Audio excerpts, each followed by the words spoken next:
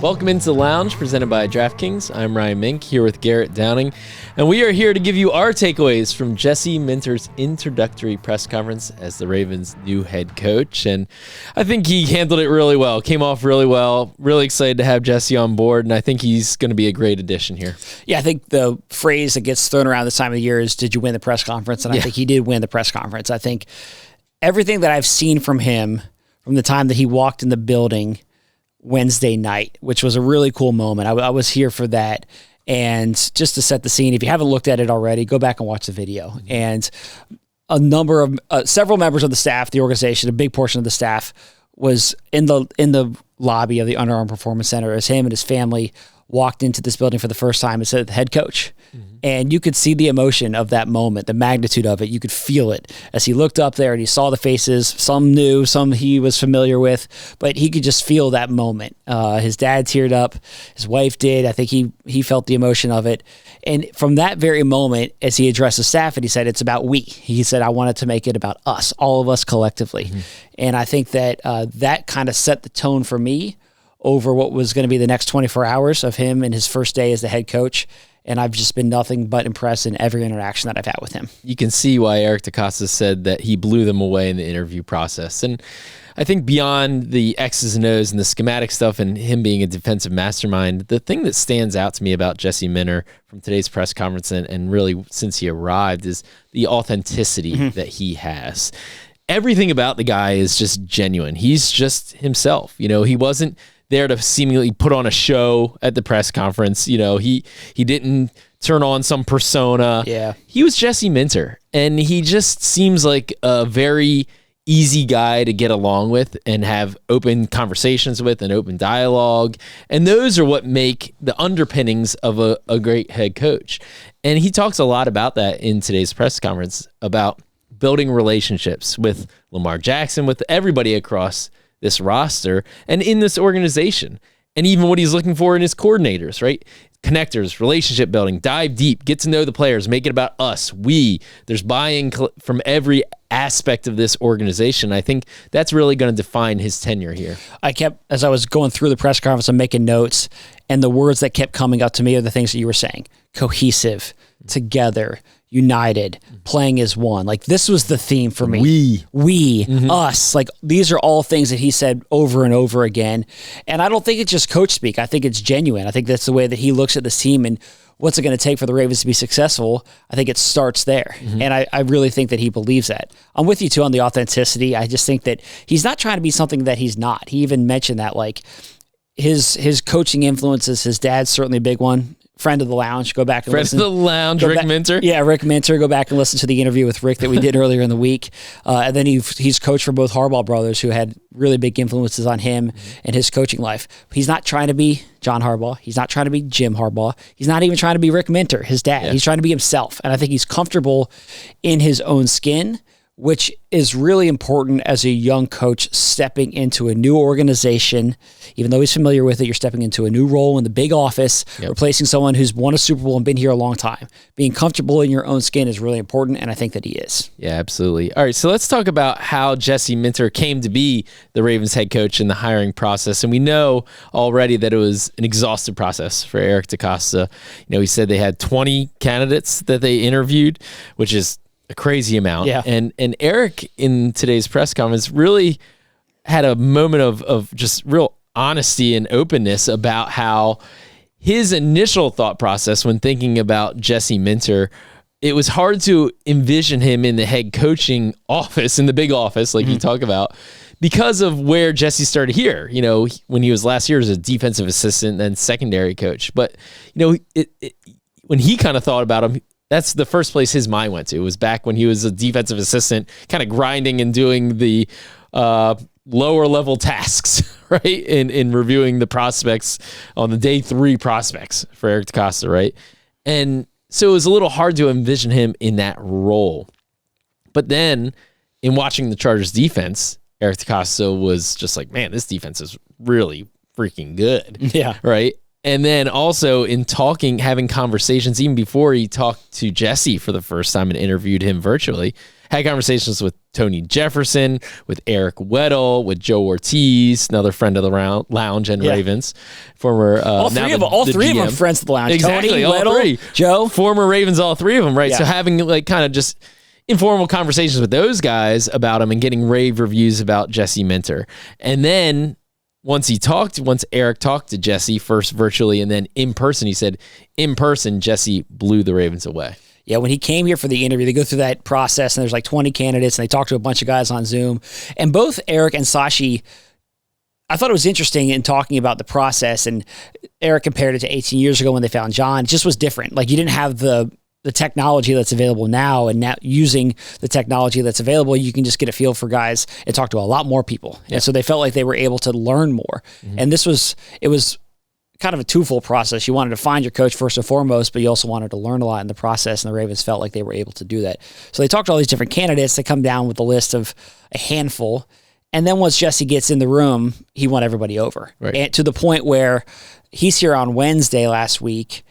On Thursday afternoon, it's announced that he's the head coach. He didn't, he's sticking around town in order to. Yeah, he was supposed to fly to Cleveland, to interview with the Browns, reportedly. Right. Canceled that and stayed around Baltimore because I think both sides had a very good feeling about where this was going. Right, and also reportedly the Raiders were hot on the case too, and there were more interviews beyond that. He was a very hot candidate. Yeah, but Jesse said once the Ravens job opened, he really knew that was the one. He knew that was the one he wanted. Yeah, that was at the top of his list. And then during that interview, Eric said there was a moment where they're talking and they were in Eric's office and the light bulb kind of clicked. It was kind of the final step for him in saying, like, this guy could be our head coach. I see it. Once he envisioned it. Right. It was hard at first to envision it, but once he's in his office and he envisions him in that role, then he's the guy. Right. And I think it's also important to note that players were part of the process, the interview process with the finalists.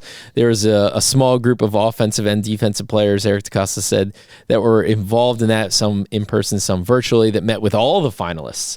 And the Ravens really valued that input as well. Yeah, I think it's clear that the Ravens got a lot of voices involved in the equation here. So Eric DeCosta and Sashi Brown led the charge. Obviously, Steve Bisciotti had a major voice. The final decision with him the final decision with him is where it rests. Mm-hmm. But you have voices: Eric, Sashi, Nick Matteo, Ozzie Newsome, Dick Cass, and then players as well. And so I think that the Ravens clearly did a pretty extensive search process here. And what stands out to me, like when I hear Jesse talk, he says all the things that like get me fired up about what the Ravens can be. And he talks about part of it is the togetherness, the cohesiveness, that aspect as well. And he made the point in his press conference, like there's part of it is how you play in addition to the scheme and having those answers as well. You need to have both. It's how you play, how you do it, as well as the scheme. And I think the Ravens, the playing hard piece of it and being together, I think that he's kind of starting there. Mm-hmm. And I know that the scheme is going to be there. Like, he's a great defensive coach. I know that the scheme is going to be there, but his focus is on getting the intangible type of stuff handled first. And then he's going to have the answers with the scheme. Yeah. We talk about, like, he says the stuff that fires you up, like, and I agree with that. He's not a guy that comes off with, he's not the give a rousing speech like, I come out of that room, run through a brick wall. Yeah. But it's the relationships, right? Like you can say all that stuff and give a great, all that, right? That stuff's fine. There's a time and a place for that. Like, that's not what we saw today, from Jesse Minter. Like, what more I saw more than the, like, hey, I come out of that feeling fired up, is like, I feel like he is going to build that strong foundation and the strong relationships like we talked about. You know what I mean? Like, that is the stuff I think that he feels like is a force multiplier that leads to ultimate success.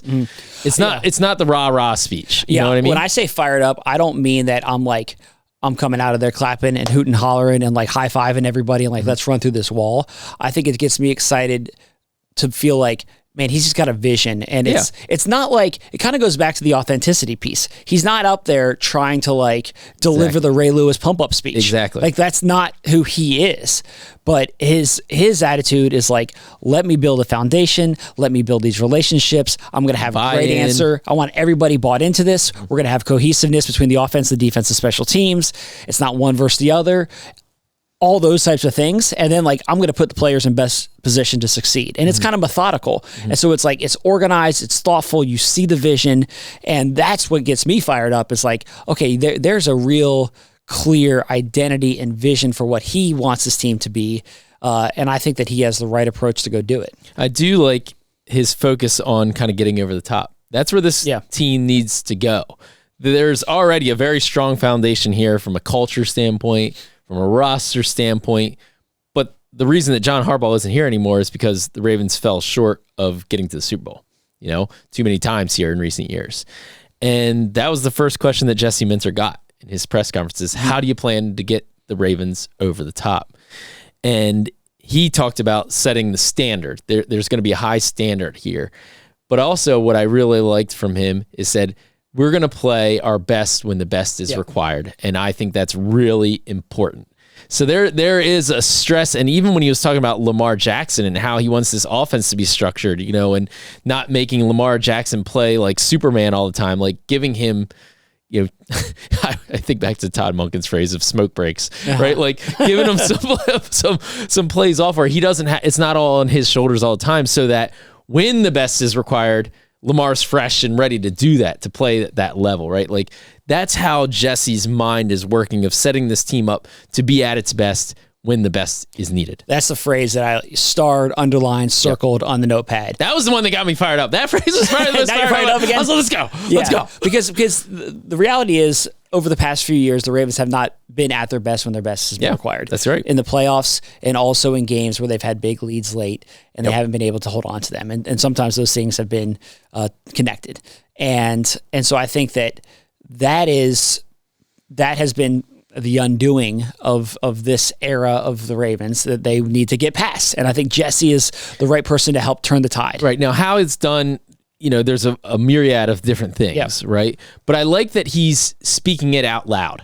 He knows that, right? And he knows like that's where this team needs to get to. And just addressing it, like the elephant in the room kind of, I like that he's putting a name to it. He also doesn't run from it. It's not like he's shying away from it or dismissing it or being, not that he would be defensive about it. It's not like he was here during that time, but it's like he's aware of it. Everybody is. Like this team, the expectation for this team is to compete for championships. That's why he's here. And that's why he wanted to be here, because he knows that that's the expectation. You're not, when I sat down with him for a one-on-one, he's like, you look at some of these jobs and you weigh out some of the options, and some of them you're thinking, okay, this is going to be a rebuild. No, like he knows what the expectations are here with Lamar Jackson and the players that are in place, the foundation that's in place, and it's his job to help get this team to that point. And a huge piece of that is playing your best in big games and playing your best in big moments, playing your best in the fourth quarter. And how do they make that happen? That's what his focus is going to be. And a huge part of his job will also be Lamar Jackson and building a relationship with Lamar, which, of course, they knew each other back when Jesse was here the previous time, but he was defensive. There wasn't a whole lot of overlap, I doubt they had too many interactions and conversations one-on-ones beyond high fives taking the practice field. Exactly. So really they are kind of establishing and building that relationship. And Jesse Minter talked about that in your one-on-one interview, that they've already had some really great conversations already. But also, like, it's going to take time. Jesse was real about that. Like, we're not going to be best buds right now. Like, relationships take time, and that I have all the confidence in the world that relationship is going to be built and be strong, in part because I think that's just, as we've talked about, that is the foundation of Jesse Minter, and I believe what's going to make him a very good coach. Like, at its core, when you talk about why years from now, whatever, a season from now, let's hope, when people are like, man, why did Jesse Minter have so much success in his first year with the Ravens? Why is he a great coach? I think my answer, like sitting on it now, what I think it will be is relationships and like buy-in and all those things. And that is going to be paramount with Lamar Jackson who's at the center of your organization. So Jesse Minter, very clear about his adoration of Lamar and respect for him, saying he's the best player, in the league, best player in the world, and all these things, and very real about the need for them to build that collaboration and that relationship. Yeah, and he honestly has been saying some of those things for years. In that conversation I had with him, I found a clip of him talking about Lamar before the Ravens played the Chargers 2 seasons ago. And he made the point leading into that game when he was on the other side trying to figure out how to stop this guy, that he's one of one, that he's the most explosive quarterback in the history of the National Football League, and there's no comparison to him. Yeah. And so that's what he was saying when he was getting ready to play. He's got a good one on his side, Justin Herbert, too. Right, exactly. and so that was what he said when he was trying to stop him. Yeah. And now he gets to coach him. And yeah, I think that the theme to stick with that is it goes back to the relationship piece. So yeah, he's had conversations with Lamar already, which is great. That's what you want. Yep. So they're building that foundation and building that relationship, and he's having conversations with other key players on this team as well. I'm sure you can go down the list of the key players on this team. Kyle Hamilton, of course, already had conversations with. I think that he's getting to know these guys, he's allowing them to get to know him, and he's building it. He's putting in the sweat equity right now to try to build that relationship with these players. And that was one of the points. What's your top priority? And of course, building out the coaching staff is the probably most tactical top priority. I know we're going to get to that in a second, but the other one is building a relationship with your team and your players. And those two things are happening a lot right now behind the scenes. And even there were players here today that were getting to know him and talking to him and just shaking his hand, current players, legends. I thought that was kind of a cool part of the press conference. That auditorium was packed today. And you kind of lose sight of it when you're just in the thick of it. But today was a monumental day in Ravens history. Yeah. This was the introduction of a new head coach. Doesn't happen very often. Hopefully doesn't happen for another 18 years, right? That's what Eric DeCosta said. He hopes he's not around the next time the Ravens are having to hire their next head coach. That's the goal. That's the objective. And that was what Steve Bisciotti challenged this leadership group with. Right. It's find me another head coach for the next 18 years, just like John Harbaugh. Give me a couple decades here, Jesse. That's the hope and the expectation. Yep. And they rolled out the purple carpet. They didn't roll it out for us. I can guarantee you that. But yeah, and so you felt that being in the room. You have former players we had a chance to talk with Jimmy Smith as an example, who Jimmy said to me today, and when Jimmy was the top corner on the scene when Jesse was here, and he pointed out I had my best seasons with Jesse as my assistant coach. Yeah. And I thought that was kind of a telling point from a veteran player who's I was at my best when this guy who was a young up-and-comer was coaching me. Yeah. And so he was really smart, that Jesse had the answers. Right. And you felt that excitement in the room from current players and legends, and it was just an exciting day in this building. Well, and you mentioned the coordinator search, and that is what Jesse is spending a lot of his time on right now. He said he was not ready to make any hires official, but said that they are far along in the process of finding who their offensive and defensive coordinators are going to be. There's a lot of reports out there about who is interviewed, including even one today about Jim Leonard for defensive coordinator. So it seems like those hires are not far off. We all know the importance, especially for offensive coordinator, given that person is going to be calling the plays and again, building that relationship with Lamar Jackson that is so paramount and elevating Lamar's game and the rest of this offense to taking it to another level after it had kind of a tougher year this past season. So that will be huge. We do know, however, who will be calling the defensive plays. Just real quick on the offense coordinator before we go back to that. I think that it's interesting to me because I kind of wondered when the Ravens made the hire, if they were going to, if you hire a defensive coach or if you hire an offensive coach, is your coordinator on the other side of the ball, do you already have it done? Is it kind of a 2-for-1? It doesn't seem like that's been the case. There's been this extensive interview process based on reports that Jesse is talking to a number of different candidates to try to find the best OC for the job. Well, and I think part of that is also because there's still head coach openings out there. So until the dust settles and all the top seats are filled, you don't really have all the coordinators filled out completely. Yeah. So, and some of the coaches that the Ravens were reportedly interviewing also for coordinator jobs were still in head coach, like Joe Brady. Yeah. Right? He was reportedly one of the Ravens' top candidates for offensive coordinator, ends up getting the head coach job in Buffalo. So I think that's part of the reason why you didn't see that necessarily that 2-for-1, head coach, offensive coordinator hired or announced right afterwards. Right. So now let's go to the defense side. The defense coordinator is a very important hire as well, but we also know that in game, Jesse said today he's going to be the one that's calling the defensive plays, which is his background. That's his strength. He made that point. It's no surprise. He made the point that he feels like that's a strength of his, and that's a big reason he's sitting in the chair that he is today, because he's been a great defensive play caller over the course of his career in college and the pros. So he's got plenty of experience doing that. No surprise that that's going to be the way that he goes about it. Well, you have seen some guys from defensive backgrounds not take play calling duties because they feel like it's important to kind of be in that overseeing CEO kind of role. Aaron Glenn of the Jets, who last year did not call the defensive plays, regretted it afterwards, and now this season said that he does plan to do so in 2026. There are other examples of head coaches who are also the defensive play caller, Mike Macdonald being one of them, going to the Super Bowl, close friend of Jesse Minter's, and of course, former coach here in Baltimore. So that's kind of the example right now of, hey, this can work, and it can work pretty well when you have a high-level defensive mind, like Jesse and like Mike. Why would you take away one of their strongest attributes, which is dialing it up on game day, right? So, D'Amico Ryans also calls plays. Dan Quinn for the Commanders. Todd Bowles, Tampa Bay, and even going to call plays. Of course, there's plenty on the offense. It just seems like there's more of a trend in the head coach being also a play caller on one side of the ball on game day. There's more of a trend of kind of hiring somebody that has expertise on one side of the ball, which then leads to, when you're an expert, you also call the plays. Like you look at the championship games from last weekend. Of course, in the AFC, you have the Patriots, you have the Broncos. Sean Payton's the offensive play caller.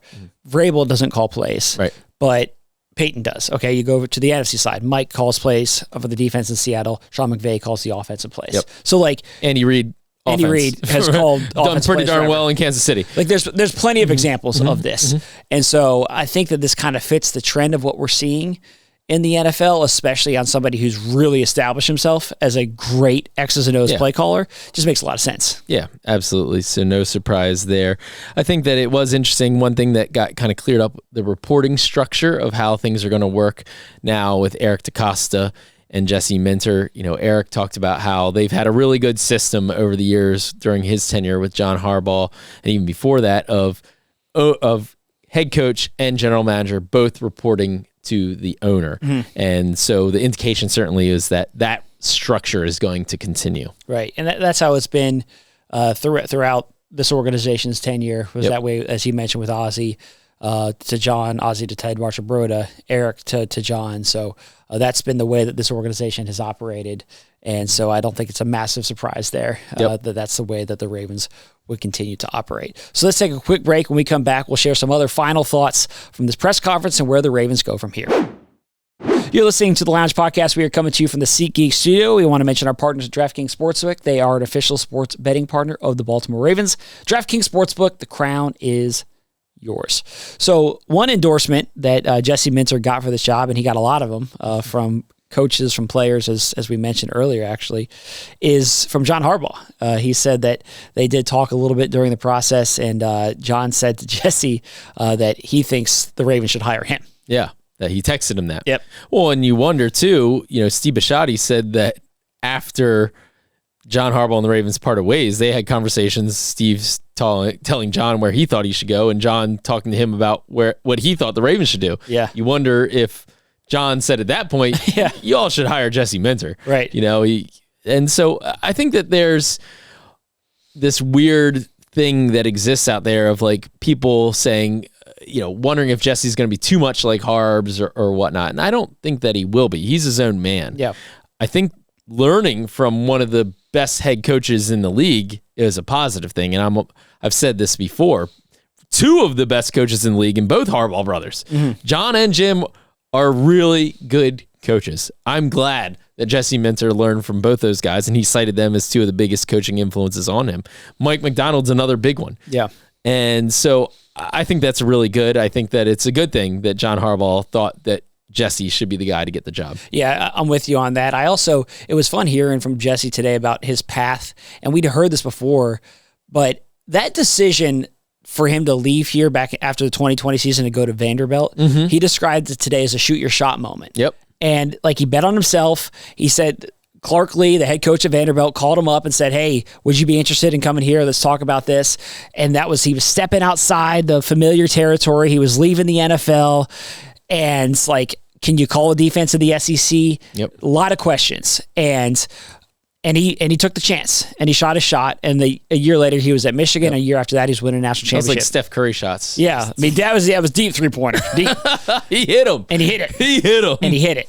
And so I thought it was kind of cool to hear that. So like, yes, he had the experience of learning here, and getting a sense of how the Harbaughs operate, and seeing how this program here in Baltimore operates. And then he goes with Jim and had a ton of success, obviously in Michigan and in LA. So, but I think that all of that experience is valuable, but I also like his willingness to be himself. Like both those things are true. And I thought that really stood out to me. I think it's just interesting to see how the path is forged and how these two things came to be, right? It's like the Ravens haven't had a head coach opening in 18 years. And suddenly when they do, the hottest guy on the market is a former coach from here who learned from your former head coach and one of the best, right? Who like has a defensive background for a defensive franchise that's its roots. Like it's just kind of crazy how these two things aligned. And it was the right time for Jesse Minter also.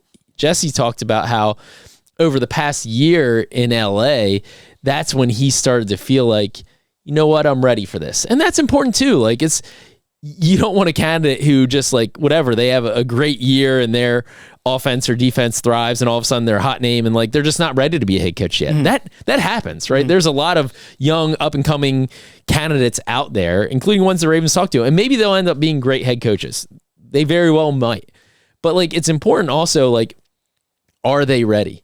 Jesse Minter feels like he has felt for the past year, I'm ready. Yeah. You know, and it's wild that like, these two things came together at the same time. Yeah, I also give Jesse's a guy who's worked his way up. You know, you pull up the Wikipedia page and look down the bios of all the places he's been. Defensive assistant at Notre Dame. He worked at Cincinnati. He worked at Indiana State. Like he's been in all these different places. Georgia State. Like he's worked at small schools, big schools, college, NFL, across the board. Had success across the board. He's had success across the board. You look at those small schools and what he did there, even in knocking off some Titans. You know, So like, he has been a lot of different places, has worked his way up. And that was kind of the point that Eric DeCosta made too, was like when he was here, like he's a low-level assistant. He's a young staffer. He's sharing an office with 3 other guys. Yeah. And like he's paying his way. He's proving himself. That's the path Eric DeCosta took too. Right. So I have to believe that resonated with Eric too. He was a work your way up in this organization guy who had a lot of success and earned it. Jesse Minter, just the same, has earned it in part outside of this organization. But he worked his way up in the coaching profession and within this organization. To go from a defensive assistant with the Ravens, you know, for 4 years essentially, you know, became a position coach there at the end, to now the head coach is pretty awesome. To see the video that we shared, if you haven't gone out and done this, go check out all the clips that we posted on social media from his like first tour walking around the building as the head coach with his family, which his family, by the way, is like the cutest family of all time. Yeah, they're great. 3 young kids, his wife, Rachel. Awesome family. Yeah. Like we are spoiled to have this family here in Baltimore. I think there's going to be a lot. You're a social media guy. You're going to be eating it up. Jesse made the joke during his press conference, like his kids are social media famous after all the clips that went out. Exactly. So they're enjoying their time in the sun. They're adorable. Yeah. And he said, you know, his family and his kids are his inspiration really at this point of his coaching. So, you know, I just think that it's really cool to see somebody work their way up like that. And now take your family into the big office and be like, this is where I am. And and Jesse even said it's a good example to his other coaches on his staff of like, you pay your dues, work hard. Like you can climb the ranks just like I did. It's a really good message. So I think it's very cool. I do want to circle back to one note in when I talk about like the timing of things and how this all worked out. And I think that there's just been a lot of Ravens fans who are like, man, the timing didn't work out with Mike McDonald and he left 2 years ago and all this stuff and what could have been or whatever. You know what? Maybe the timing worked out just right for Jesse Minter. Yeah. And that's going to be our guy. I get this good feeling about that. Yeah. Deep down inside me, like that timing didn't work out necessarily. But for Jesse Minter, it could have been perfect timing. Yeah, totally agree. And then the other point too, my last one is in hearing from Jesse, Eric, and Sashi Brown today, Sashi made the point that this team is built to compete for championships right now. Yep. Everybody feels that way. That's Eric feels that way. That's Everybody the knows. expectation. That's the standard. That's the way that that's where the Ravens think they should be. And coming off a season where they didn't make the playoffs, came within a whisker of making it. But the belief is that this team can be right back into it. This is not a rebuild. This is not like, let's go back to square one and start things over from scratch. No, this is get the right coach who can take this team with a lot of veteran, talented players. And Jesse made this point too. Like, there's all pros on this team. There's defensive player of the year type players on this team. There's an MVP on this team. This team is ready-made to go compete right now. And they have a belief that they can go do that. And I share in that belief. I think that this team with this coach is going to be able to go out there and compete right away. Let's not just look at this. I know we're excited because it's, Jesse's first day here and he's being introduced, but let's not look at this in a vacuum. The AFC North has 3 new head coaches, right? Jesse Minter, Todd Monken with the Cleveland Browns is now official, and Mike McCarthy with the Pittsburgh Steelers. Those are the guys, and then of course in Cincinnati. Yeah, Zach Taylor's still there, right? Exactly. Those are the guys that we're competing with for championships. And it's a major change in this division. Major change. I like our guy. Yeah, no doubt. I think he's going to be really good and excited to see where this team goes. So as always, you can email us at thelounge@ravens.nfl.net. If you're watching on YouTube, make sure you subscribe to our YouTube channel for all the great content that we have from this time with Jesse and throughout the entire year. So thank you for watching and listening. We'll be back with you again soon.